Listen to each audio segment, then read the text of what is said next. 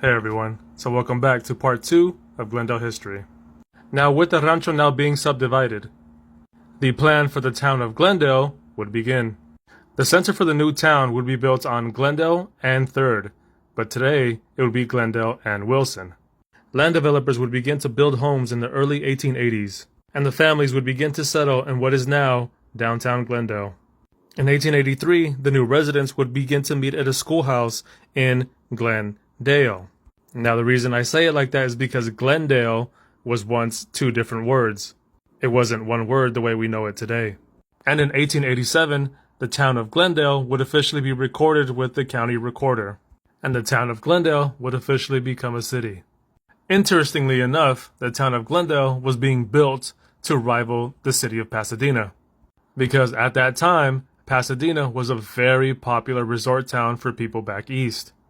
So, the developers of the city of Glendale wanted a piece of that pie, so they would build Glendale to compete with Pasadena.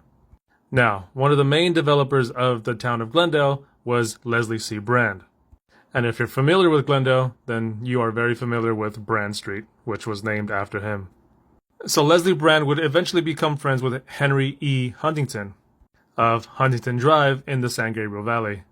Now Huntington at that time owned the LA and Pacific Electric Railways, and the two together would eventually end up buying land west of the original town of Glendale.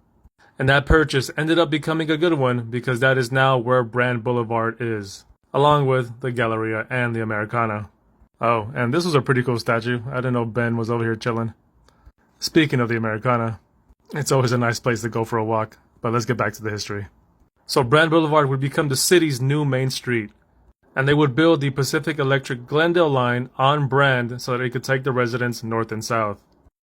Leslie Brand would eventually pass away in 1925, and he would donate his house to the city of Glendale, and his former home is now the Brand Library and Art Center.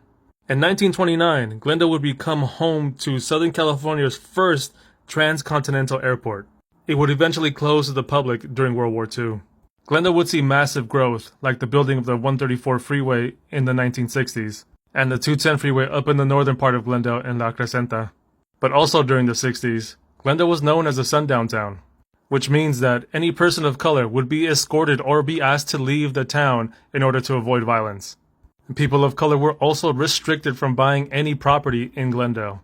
And it wasn't just through the 60s, it was known as a sundown town all the way through the 1900s. Glendale was home to white supremacist groups, and they would hold rallies throughout the 1900s. And just a couple of years ago, the city of Glendale did apologize for its racist history. We can't talk Glendale without talking about the Armenian community.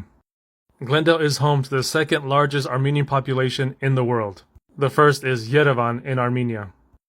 Some of the early Armenians would first settle in Pasadena, and they would be forced to leave their country due to the Armenian genocide. But today in Glendale, they make up about 40% of the residents living in the city.